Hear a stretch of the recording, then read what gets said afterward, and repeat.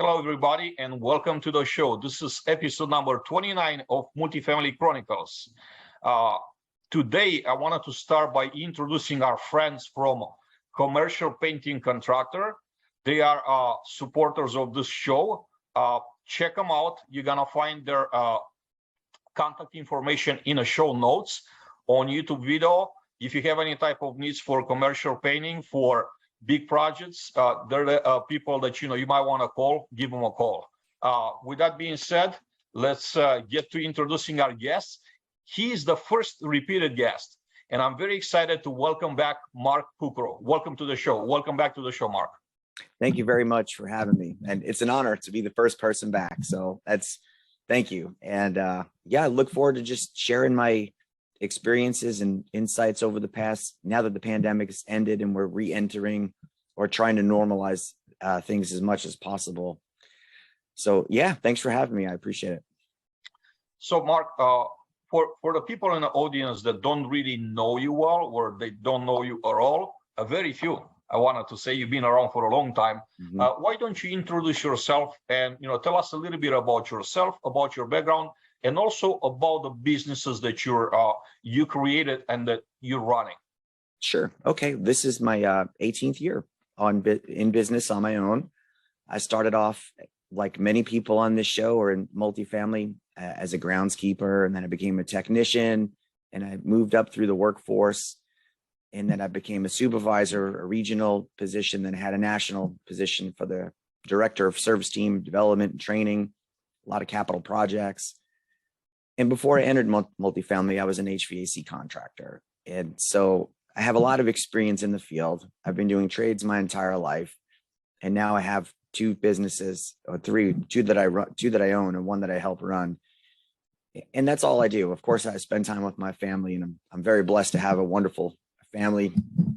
And that's my focus. So I have the service team training, and it's called Plus One Incorporated, which is a concept that I got out of a book.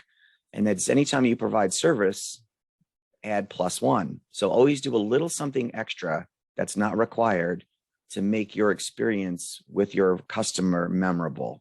And you shouldn't have to be asked. And so that's why I have Plus One Inc. as the company, and service team training. I can't think of a better name that describes what we do than serviceteamtraining.com. And then after that, after years in the business of traveling the country and speaking and doing seminars and training and speaking at conferences, I had been asked multiple times, do you have anything for you that's training for people in the field, like from someone in the field for people in the field? So I bought maintenancevideos.com, and I've started to build it, and now I'm populating it with training videos, and they're either talks for managers and supervisors, or 5 to 10 minutes, and in some cases longer videos of sitting down, explaining how things work, components, systems, processes, just to help technicians in the field so they don't have to go through a 3-hour course to get something that they need in just 5 or 10 minutes. And that's where I am right now. And then aside from that, I've been a jiu-jitsu coach. I've done jiu-jitsu, basically Brazilian jiu-jitsu, since it arrived in the United States in the mid-90s. I own an academy. I have hundreds of students. I have a great team that work there, and they've all been with me for a long time. And so that's the other part of my life that helps me in this part. So both parts help each other.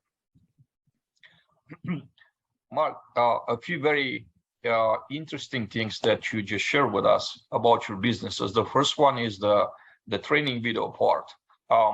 I wanted to share a story with you, with the audience. A couple of days ago, I posted something on LinkedIn, maybe it was a week ago.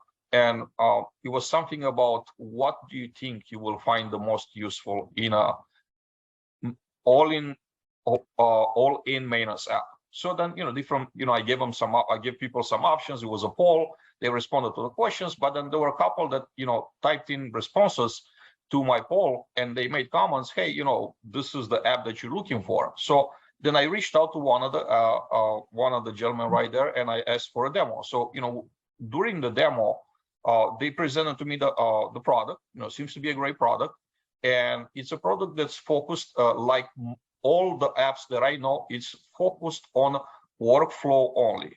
Make readies, service requests, and also inspections, whether they're due diligence or quarterly or annual inspections. What the app didn't have, and all the apps that I know don't have, is a component. And I've asked them, this component, would you find it useful? Or do you have something that has short training videos that show technicians in a field how to do it, that they don't have to run, they don't have to use their browser on a phone. Literally, they just pick up the phone, click on an app, go to HVAC video, very little friction in a process, get to the video that actually helps them troubleshoot. And they say, well, we're not a training app. So that was pretty fascinating to me. Why? Because at the end of the day, all companies that are selling something, they're selling product, they're coming with extra with extra features. They're not really making their money, but it makes the experience more appealing, more interesting. Just like you said, training videos. So please talk to me about your training videos, and also how are they going to be accessible, or they are accessible to the public, to the general public? I'll be glad to. So a few things is, once I have a nice library now. And so I'm working with some of the big companies like, Grace Hill, Grow, Swift Bunny, and some of them will be available to them more specifically for them. And they're big presences in this industry. And then I'm going to have my own thing, which is specifically from me, someone in the field, for people in the field. So there'll be anywhere from 1 to 7 or 8 minutes, and there'll be meeting topics, safety topics, things that you can just basically plug into your schedule. Or if you're in a golf cart or a car or a van or in a breezeway and you're like, how do I troubleshoot this limit switch? And you'll have a quick breakdown of me with a multimeter explaining it. Because what most companies do is okay, how can training help us reach our goals, our financial goals, our retention goals, our resident goals? And then the individual wants to know, how can this make my job and my life easier? And then the resident wants to know, are you going to show up, make the problem go away, be professional, clean up, and then make sure that I am happy about what you just did before you leave? And so we have these different perspectives. And typically the training companies, very often they focus on process and flow first, which is very important. But when it comes to having a person that can articulate the technical points in a way that makes sense to someone that may not have a lot of experience, that's the tremendous shortage in the industry. Because just because you take someone that's great at repairing something, that doesn't mean they're great at teaching that, right? Or vice versa. Same thing with leasing or management or any other discipline or endeavor in life. You could be an amazing practitioner of something, and then in other areas it doesn't overlap, and you don't benefit people from the other areas. And so that's my approach to the training, and that is it's getting built as we speak, and it'll be out soon. That's fantastic. I do want to pause for just a few minutes so we Sure. could go over other topics, and then I will return to training, because I have some training specific questions for you, Mark. For someone with your experience, I think our audience will gain a lot from your perspective on training in general, and Sure. of course maintenance training in particular. Now, as I will say in the introduction, you are the first returning guest on the show, so this is exciting. It's a new milestone for the show, and again, thank you for accepting the invitation to come back. One of the reasons why I ask you to be back, to return, is that a lot has happened within the 6 months since we had the first conversation, and especially on a labor shortage front. And I'd like for you to share some insight with me, what you're seeing, what type of feedback you're getting from the field of what has happening for the past 6 months since we had our first conversation. Sure. And, I just presented at the NAA on this very topic too, and I'd like to share some of those findings. In the past 6 months, things have gotten better in some very small instances, but mostly things have gotten a lot worse in the perspective of the demand for technicians, and not just the demand for technicians, but the demand for skilled technicians. And that shortage is growing, and it's going to continue to grow. And so we really have to make some adjustments. And this, if you're an owner or a manager or regional, I'm telling you right now, we have to make some serious changes in the industry, or you're going to have a shortage like you can't even imagine. If you think it's short, we have a shortage now, we're going to have one that's at least twice as big in the next year or two. And so we have to prepare and get ahead of the change. And the challenge is people wait for pain before they address the pain, and in many cases. So we want to make sure that we get ahead of that. The other thing is unskilled people are being promoted into supervisory positions without any in-field experience.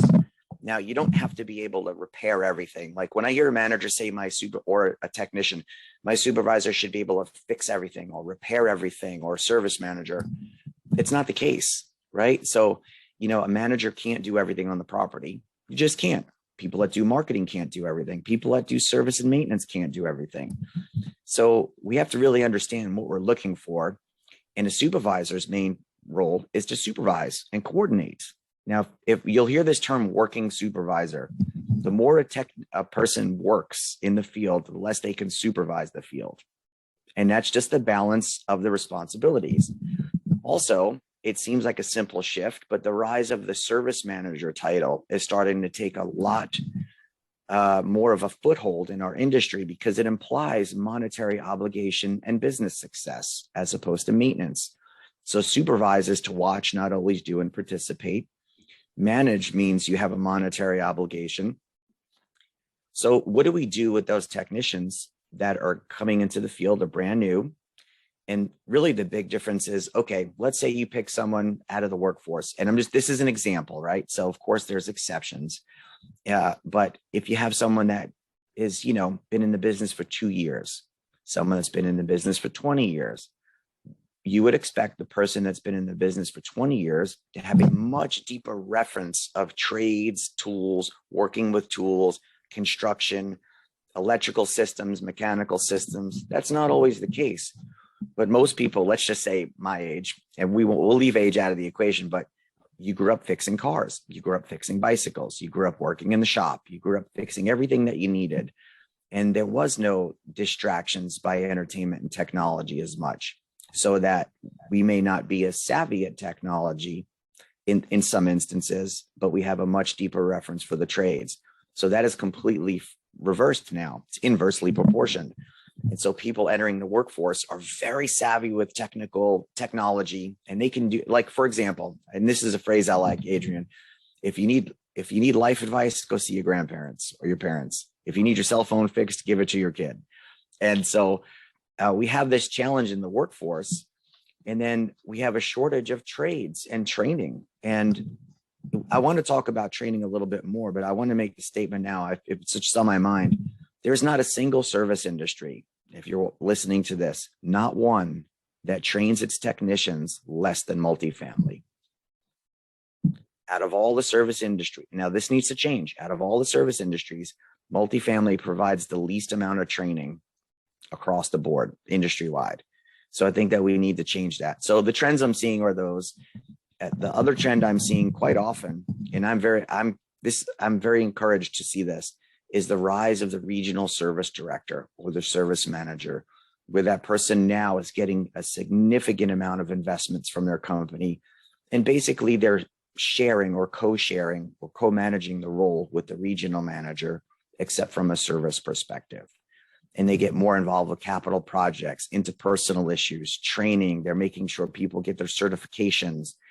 And so that is something that needs to continue, in my opinion. And it does make a difference. And just if you're a regional manager, imagine having someone take a third to half of your phone calls and just handling them for you from the interpersonal perspective and service perspective. So it's going to free up some time and remove a lot of stress. But there's also a shortage in the office teams.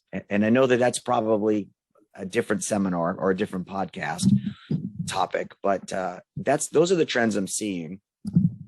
And then the last one is, there's a little bit of bounce back now. It's that all of these jobs are being offered for people. There's a tremendous shortage. The average is 40% right now.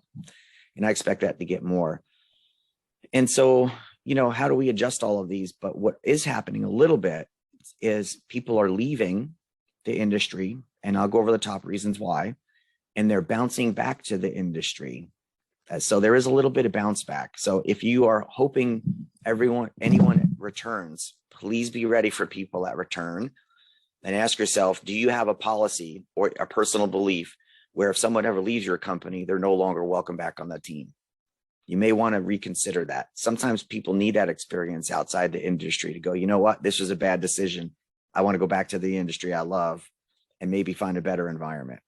And so those are the trends I'm seeing, Adrian. Thank you for sharing, Mark. I want to pick up on one of the things that you said. Our industry provides the least amount of training of all service industries in general. And you were saying specific, maintenance technicians or maybe. Okay, I do want to touch on service manager training and how our service managers are becoming a service manager. Typically, and of course there's exceptions, like you said, typically you have a very hardworking, very serious, with a lot of work ethic, maintenance technician that produces a lot in a day.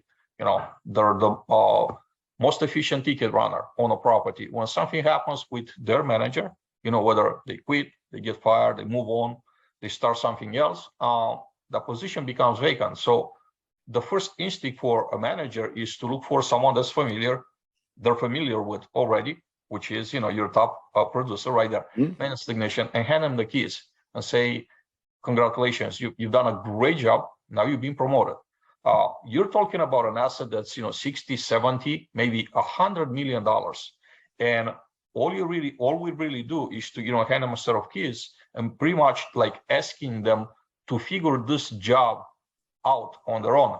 I forgive me, but this is, in my personal opinion, it's borderline irresponsible to take someone that has no knowledge virtually of any type of management or how to run a service department, put them in that position and actually expect them to succeed, expect them to produce results with no formal training. It's insane. It's insanity. That has to change. That must change, because we're setting people up for failure, for burnout, and then you could turn a very good service technician into a miserable person, human being, and also a not successful service manager. So you will be losing a service manager, mid-term or long-term, and you will also be losing your technicians, chances are, technician. So then what was the benefit of, having this approach? And why not just take the time and actually invest in our people, training them properly, and setting them for success? The second point, really quick, that I want to make is I want to get your take on the overlap between the two jobs, service manager and service technician. I'm not gonna say my personal opinion about it. I would like to hear yours and get your take of, what percentage is it overlap between the two positions? Sure. Okay. So a few things. If someone promotes a technician to a supervisor and they just expect them to jump into the position and perform, honestly, I don't even know what to say. It's delusional, right? And it's like you are absolutely setting someone up for failure. And when they burn out, it's your fault. You put them in that position. Now, if you prepare the person and you invest in them, training, soft skills, supervisory skills, coaching, counseling, training, organization, scheduling, project management, then you put them in a position and they're successful, that is also your fault or your benefit, right? So, all skill is a learned behavior. Nobody just enters the world as a human being and has this natural ability. You may have attributes, but you don't have skill, right? And so the tendencies may lead you towards something more than another, but you don't arrive on planet Earth with the skill sets to be an amazing human being. You have to learn, you have to make mistakes. And, it doesn't matter how educated you are. It doesn't matter where you go to school. I guarantee you had a pencil with an eraser on it. We still put erasers on pencils. Doesn't matter where you go to school, how long you've been doing something. Now, if you're a manager, regional manager, it's tempting, really a manager of any kind of company or organization, to take a top performer and put them in a vacant position, and think that top performer will just perform. Now, while they may have the attributes and the mindset and the drive and the understanding on how to learn and achieve and overcome They do not have the skill set in that position yet, just because they were put in it. There's a learning curve. In jiu-jitsu, we have a saying that what got you to this belt is not what you need for the next belt. Leave the old belt behind and work on the new one. And so you have to prepare for that. So when you transition into that position, nobody even knows that a person left the last one, and nobody knows that an inexperienced person is in the new one. You should fill that position as if a masterful person just took on that job. And if you have done that, you have done a very good job at preparing your employees, because upward mobility is hands down one of the top 3 things that's been mentioned over the past year for these positions. And the challenge with that is you have more unskilled people with trades and work and tools and equipment entering the workforce. And so they have the academic ability to understand how things are working, but they don't have the practical ability in the field to make the judgment calls and to repair something and think, okay, you know what? My gauges say this. I learned this in trade school. I think this is a symptom that's misleading me. And oftentimes we follow symptoms that mislead us instead of get to the root cause of the problem. And the root cause of the problem in many cases is training. And I can tell you this as a coach, and I know we'll get into this a little bit later, but people that train more win more. People that train less win less. Find me a team that proves otherwise. I would love to see that information. So do you want me to get onto the point of the overlap between the technician and the supervisor? Please do. I really like to get your take on it. As I said, I have my own, which I'm going to express later on, but I want you to go first.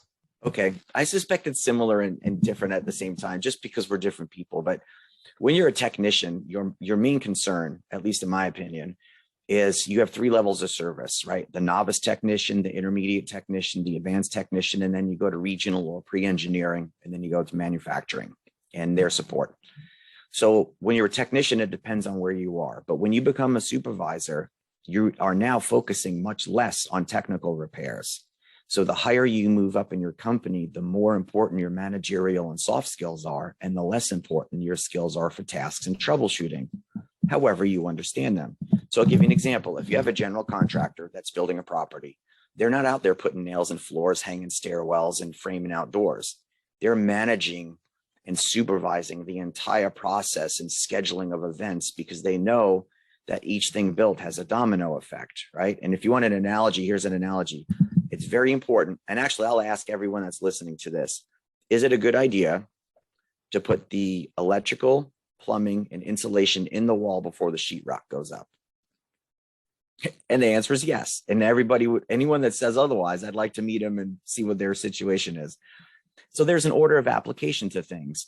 And there's an order of application to things when you're a supervisor. And so a lot of those skills will bring you into the realm of proficiency from technical experiences and the experiences you have in the field. But what does not happen is, most cases, is the person does not arrive with the soft skills, the managerial skills, the interpersonal skills, the interviewing, the team building, the processes, the coaching, the counseling, the conversations that take place, the tough conversations that take place.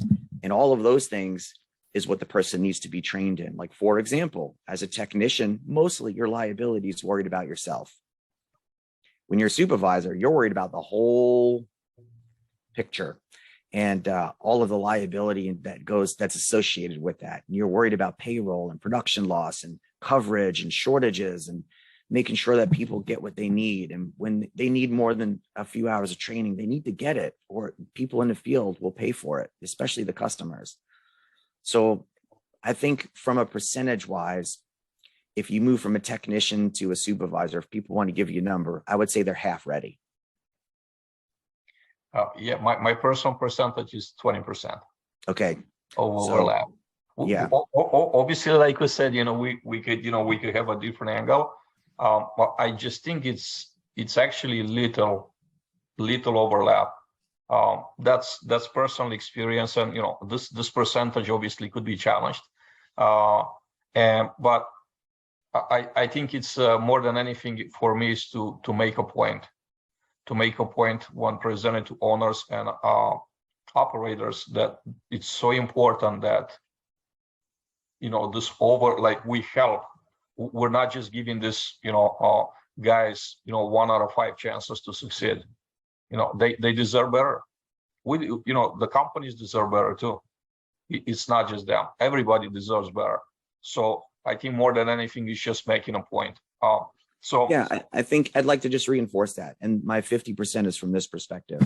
Half of what you do is hard skills, half of what you do is soft skills, right?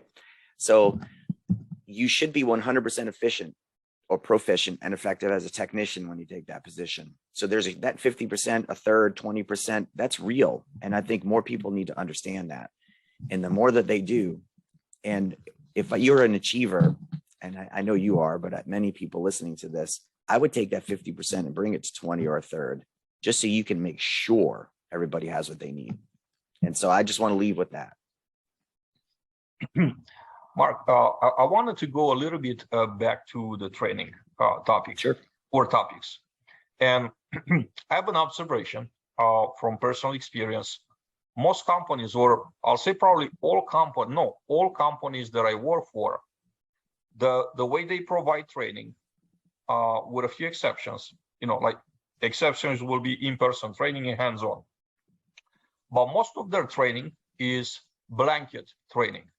In other words, someone builds a curriculum for their maintenance workforce and says, we're going to do these 8 classes every year. The number could be 15, it could be 30, it could be 5.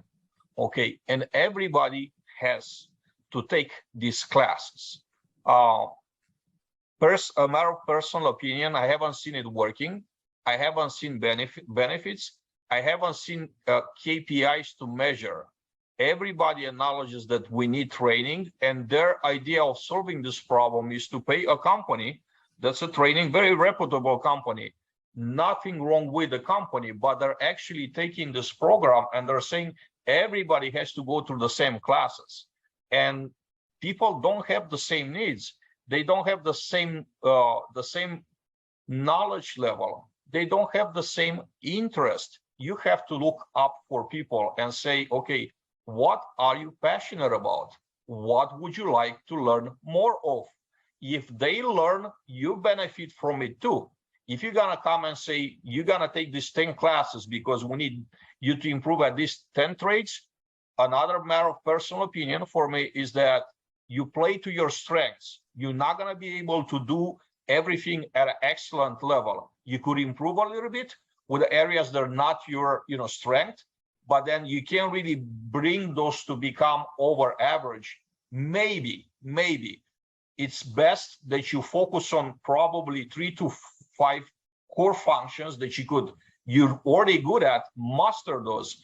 And in a team environment, you're gonna have other, 1 or 2 or 3 coworkers that are gonna bring something else to the table. And in this way, we all will bring something to the table, and the team as a whole functions a lot better versus trying to get everybody to be excellent at everything.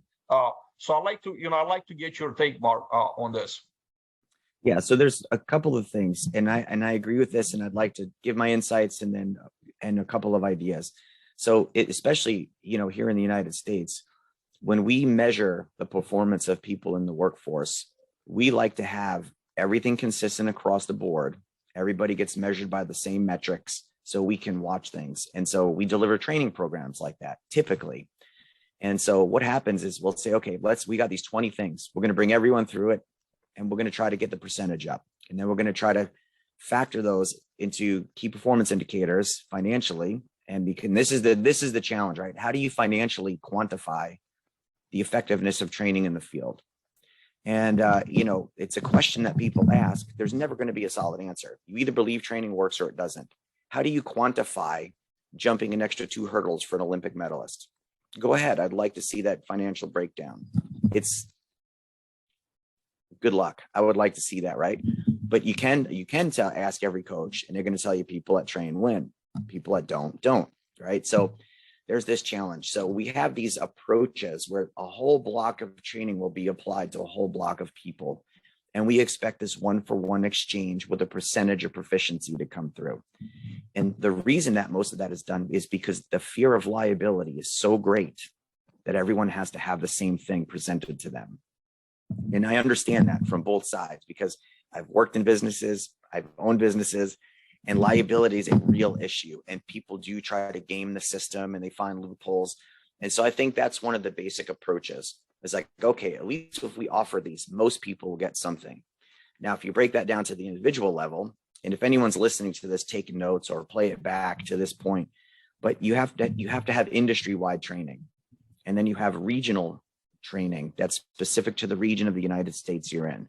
So if you're in the Southeast, heat pumps are more important. If you're in the Northeast, gas and oil might be more important. If you go out to Midwest, you use swamp coolers. So the regional preferences for equipment and construction types make an impact on the training that you have. In cold weather, the pipes and wires go through the center of the building. In warm weather, they usually go around the perimeter. And then you have company training, which is specific to your company, which is where your values and the soft training is more important. And then after that, you can, if you have a company that owns multiple properties and asset types and different age groups and construction types and decades of different codes, then you have to get to the company and specific training. And then you get to the individual. And what the individual wants is something that fits them right away. And so the perspectives are opposing, right? I need this in the field. We want everyone in the field to do these things. So we know everyone's doing the same and progressing along the same lines. So the challenge is finding the balance for that. And I think that's where conversations like this with you and I and other people in the industry, and people can apply that to how it fits for their company. If you have a small company, 5, 10,000, 20,000 units, it's not a big company. You should be able to have some more flexibility. And the larger your organization, of course, the more difficult it is to be mobile and agile, right? And so I don't know if that answers the question. I hope it does, but I would start with that. But we need to get the training in the hands of the people in the field, right? It's just we have so much variance in the field that's the challenge. And that's where guys like you and me or people that are out in the field can go. Because if you look at it really, if you look at your service department from this way, just do the top 5 service calls in every category. You're way ahead of your peers. What are the top 5 AC calls? I know exactly what they are. Capacitor, contactor, relay, sequencer, fan motor. Just have everybody address those.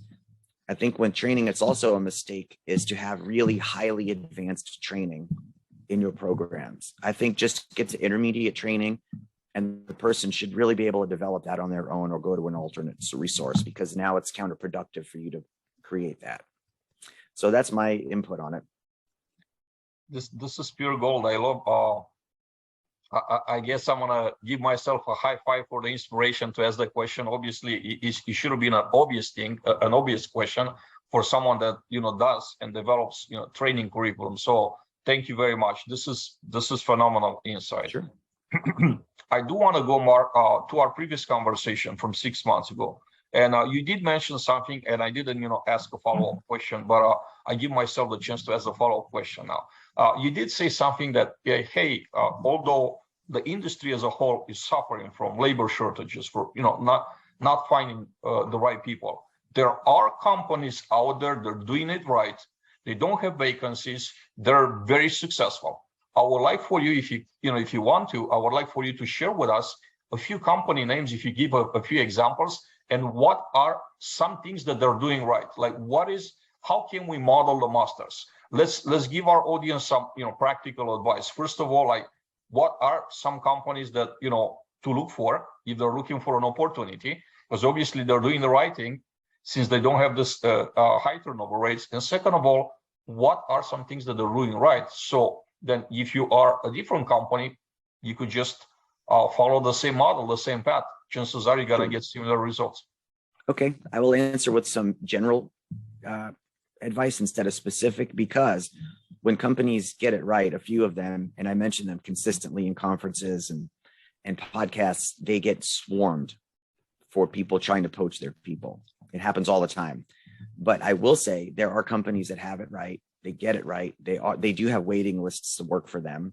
I'm working with some of them now, and it's interesting to see the difference. So I'm going to pose a question and a scenario, and for anyone that's new, and I may have mentioned this in the last call, and if not, I would like everyone to hear this for the first time. If you get 10 companies to put one representative at one table in a room together. So you have a room, 10 tables, 10 people from 10 different companies, and you have one person walk in the room, and they get to talk to each person at that table, and they get insight and to look into your company. What about your company would make them choose to work for you compared to the 9 other companies? And if you don't know the answer to that, how could you ever communicate that to a potential prospect for hiring? So the things that the companies get right, number one, and so I'm going to reference something that we did at the NAA. I spent a year working on this research with a woman named Wendy Warner Draper and she's a regional VP from Harbor, and she's in Florida, and she gets it right. She's on point, and she's got a great team. She got a 95% reply rate for this research. Now, let me just put this in context. Most people consider a 5 to 10, even 15%, a very good to remarkable response with research, questions, interviews. So we posed a list of questions to everyone in the field. And the thing is, they had to really understand and feel it, not just hear it, feel it, that there are no consequences for you speaking the truth. You speak the truth, it's going to become our medicine to get better. And so the number one thing that came up was team environment, the way we're spoken to, treated, and the way that our environment respects us as technicians. Number one, pay was not even in the top 3, although it did come up. And it's interesting that pay is very important, but the thing that people want first and foremost is to treat me like a human being. Don't say you respect me, show me, display it, and demonstrate it on a daily basis. And now what we consider respectful is very different. Like, technicians find it very respectful to keep interrupting them and asking them to drop what they're doing to go do something else. And from a production perspective, it's remarkably counterproductive to do that. So Wendy and I got 95%, and I will gladly, if someone wants to email you, Adrian, I'll send you our summary of that, and you can give it out to anyone that listens to this, or they can let's have everyone contact you, and I'll send it to you. And it's my pleasure for everyone to have it. I'd love to have that opportunity to share with whoever's interested in the audience. Absolutely. So is there another part to that question? No, I think I think you covered everything. I think you covered everything. So let me, if you don't mind, I'm going to just transition into another section. Section. The second thing that came up was career paths. Okay. So, and this came from a comment, and it was, I don't want a job for 20 years. I want a career. And I remember this comment, right? And if you have upward opportunities and you can figure out how to make that happen, like we discussed earlier, where you can bring someone up prepared for the position, you are going to create golden magic in your company, and people are going to stay. And what most people leave for after 2, 3, 4, 5 years is opportunity, or they're just frustrated with the environment in most cases, right? The other thing is resources. And so let's look at a couple of things. What's the environment, right? I love my technicians. We respect them. And then you ask the technicians, and they're like, they don't respect us at all. They just say that. Right. And I have the kind of this saying, like, if you want at least a little bit more respect from your technicians, stop getting pizza for lunch. I'm telling you right now, don't get it. People say, it's okay, because they don't want to deal with it. They don't want to deal with the 20 questions that follow it. Right. Just get something decent to eat, treat people with respect, give them a break when they need it, and don't ever throw people under the bus. And I see this happen all the time. The next one is the career path. And this is where the service manager is changing. Maybe you do have technician 1, 2, 3 supervisor, then service manager status for someone that finishes all the training. So maybe you are like in supervisory role that's interim until you finish all the training, you get certain performance levels, and then you become a service manager. And so now you have the training to support the claims and obligations of that role, or the implications. So it's really up to the company. And then the third one is the resources. Now, pay is part of a resource, right? And I want you to think about this if you're listening to this. Most people that are technicians struggle to pay their bills, check to check, week to week. We don't even think about that sometimes. And I heard someone say, well, we give competitive pay. And I'm telling you right now, if you use the word competitive pay, it's already low pay. It's perceived that way. Whether you think so or not, I'm telling you that language, and the language architecture is important too. first of all, if you're going to put an ad out to try to get people, have some descriptors in it, what you're looking for, right? Define your environment. But here's the deal. Your environment has to meet the claim. If you lie to try to get people, they're going to figure it out within the first day or two, and they're out of there. They just ghost, right? So that's why ghosting is becoming so popular. Is people, they have this remarkable ad, the interview goes well, it takes way too long, but somehow they wind up getting a job. They show up and it's not at all what they said it would be. And they're like, I'm out of here. There's so many jobs, I don't even need to say goodbye or give notice. And now I don't think people should do that. I think people should be professional and give proper notice, but that's what happens. And then the resources. And I'd like to give an analogy, Adrian, if you don't mind. And I shared this analogy at NAA. So let's say, imagine you and whoever your significant other is, just for this particular case, or someone on the call. Maybe it's just for you yourself.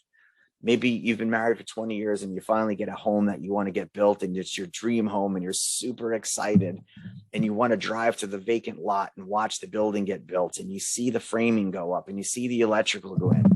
And then one day the framers come back and you pull up in the driveway and you got your camera and you're super excited and you see 4 guys sitting on the roof with one hammer.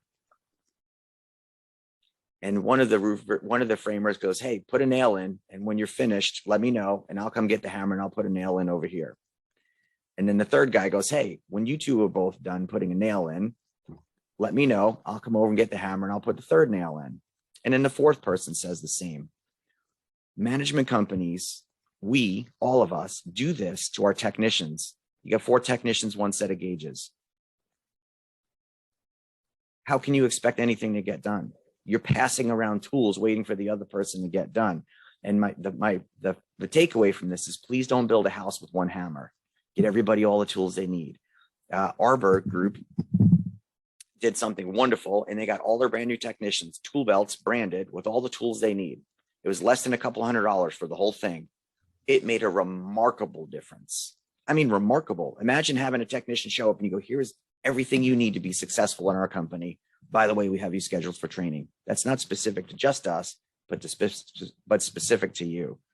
And so I think those 3 things alone, the last thing that's a piece of that is when you have a new person come on, they should have someone assigned to them 24/7, 24/7 until they transition into the position. They need undivided attention and accompaniment until they're ready to go out on their own. You can't just hand someone keys, tools, and say you've been in the business and go do what you need to do, because they're going to bring judgments from the past into their present and do the best they can. And that decision making may not be exactly what you want to take place in the field. And if you put them in the field, it's your fault because you didn't give them what they need to perform in the field. Mark, I wanted to say that you're putting so much sense into everything you're saying that like it hurts. Like it just hurts. And this is a compliment. It's just a compliment. Things are so in front of us, and we try to look around, we try to look the other way. I do want to say something, because you said something that's remarkable, and I'm very passionate about. Competitive pay. Typical example. People on social media, managers, hiring managers will say, people don't want to work, we offer competitive pay. I always tend to engage in a conversation and ask, define competitive. The answer typically is, we're paying maybe the same or maybe just a little bit better than our comps. Then my follow-up question is, do you not realize that you're in the same type of pain that your competitors are? You're basically taking a failing model from your competitors, because they have the same struggles that you currently do. They're not solving the problem. You're taking that model and you expect different results. How crazy. This is insane. Yeah, so that's the challenge. That's the problem with peer comparison, right? So, yeah. Here's the thing, and I love these conversations. Oh, we're a trailblazing company. We're amazing. Well, then break the trend and pay people more. Right? So here's the deal. The average Starbucks employee, brand new with no training, starts at $15 an hour, $17 an hour in the summer. Right? So let's just say that's Starbucks. So my question is, what is a person in the field looking for a job going to do? I can work in the AC for $15 to $17 an hour, or I could work on the AC for $15 to $17 an hour in a poor environment where it's hot out. I don't really have everything I need. So we need to change that. We need to change the perspective, the perception. We need to change the experience. And of course, there's pay scale changes all over the United States, all over the world, right?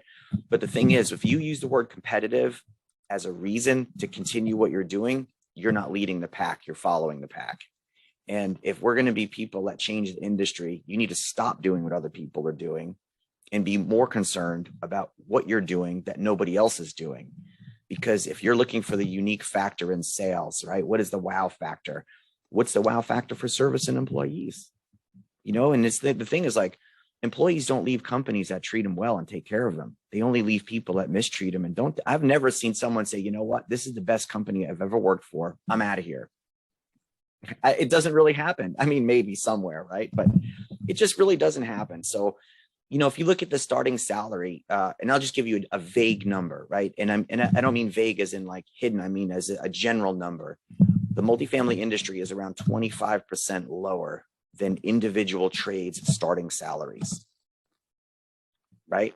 So, and listen, I've been I don't want to pay people unnecessarily either. But if people can, the thing is we can't just give people a job and expect them to be happy. How about we give you a great job? We help you win at life. We give you what you need to do your job. We treat you with respect. And in return, we hope that you stay. And I got to tell you, when people have everything they need and they're treated well, they typically stay a lot more than people that don't have that. So I would start there. There's a couple of quick points that I'd like to make based on what you said. One of them is most technicians out there struggle to pay their bills. If you're gonna have an employee worried about putting food on the table, gas in their tank, to go to and from work, to keep a roof over their head, how do you think that employee is going to perform for you? Period. That's the first question that I have. Just put yourself in their shoes. Just because we're in higher positions, and maybe we could afford more things that they do, it doesn't mean that we shouldn't understand what these individuals are going through. It's the difference between making it and not making it. And sometimes it could be 50 cents or $1 an hour that we have to be able to come up with.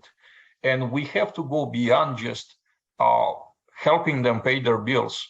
We should be able to teach our employees how to build wealth for themselves, to become real wealthy. So they come to work because they choose to work, not because they have to. And this is an idea that I totally stole from one of my previous guests, because I think it's an amazing thing. It's a very important shift in mentality and in the way that an employer is looking at their employees. Like, if you're really gonna invest in me, like, help me become a better person. Help me take care of myself and my family better. And I will reciprocate. It's human nature. It's guaranteed. Help them build a life that is successful, that they look forward to living, instead of just handing them a check and saying you should be happy. Everybody benefits. Yeah. If I win, everybody wins.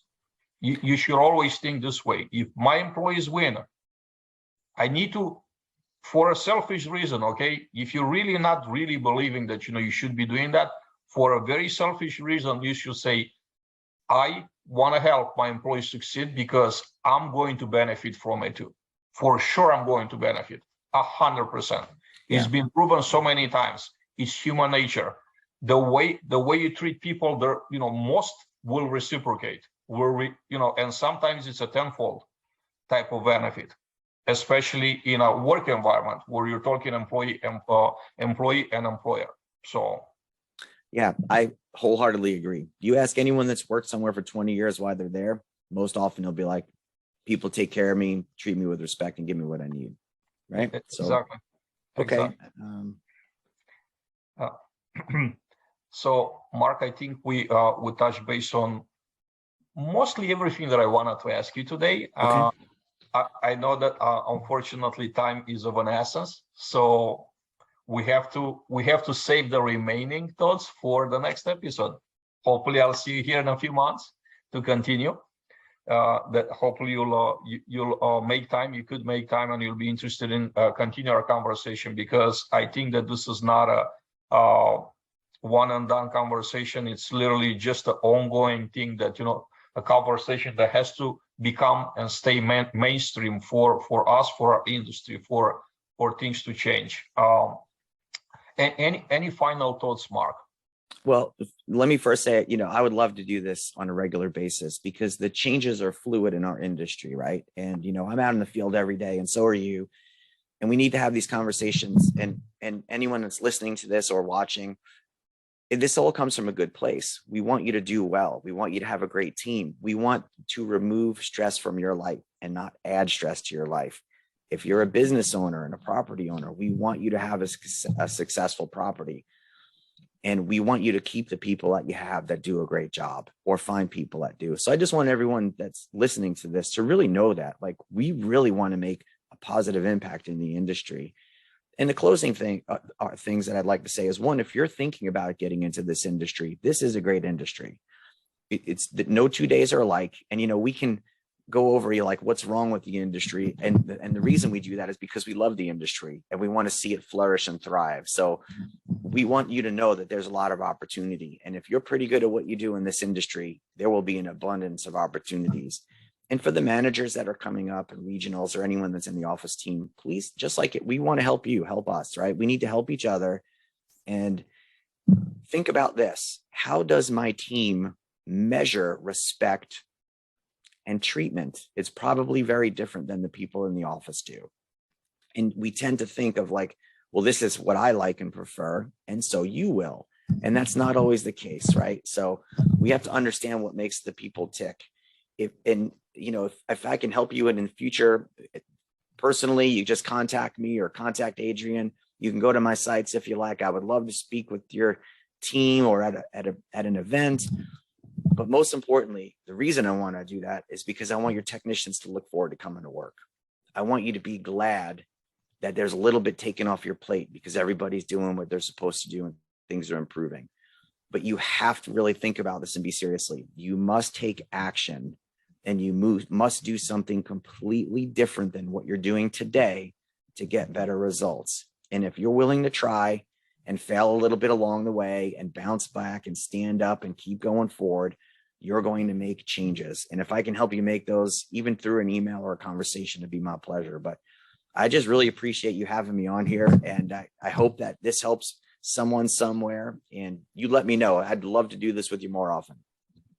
Absolutely. I really want to make this a regular thing for us, an ongoing conversation, because it must be an ongoing conversation for the industry. Yeah. Things change so fast. We shouldn't be waiting for a year for an annual conference, NAA, this A or that A, in order for us to be, heard, or for this conversation to take place. This has to be on a daily basis, because it's really the number one conversation that everybody is thinking about, whether they express it or not in the industry. Mark, I wanted to ask you a few contact points. What's the best way for anyone watching this podcast to contact you, where they could find you exactly? Sure. Okay, so the best place is my website, which is serviceteamtraining.com. And my email is Mark, M-A-R-K, at serviceteamtraining.com. So you can find me at that site, maintenancevideos.com. If you'd like to take a look at that, it's getting built, and it's going to be very different. It's good now, but it's going to be a lot better soon. And you'll be able to find me in the industry working with other companies as well. But if you want to contact me directly, if you have any kind of, I'll send you the handout from the conference, the NAA conference in San Diego that we did. It's Mark at serviceteamtraining.com. Service Team Training is the website, and then maintenancevideos.com. And you just let me know. But thank you for having me, Adrian. And thank you to everyone for listening to this. I truly appreciate it, Mark. I do want to mention to everybody in the audience that I will put your contact information in a video notes on YouTube.